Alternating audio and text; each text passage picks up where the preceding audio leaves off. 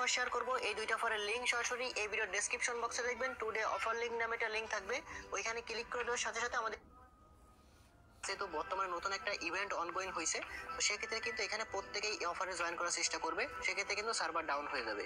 যদি বেশি সমস্যা হয় একটা ভিপিএন কানেক্ট করে নেবেন, তাহলে কিন্তু ইজিলি ঢুকতে পারবেন।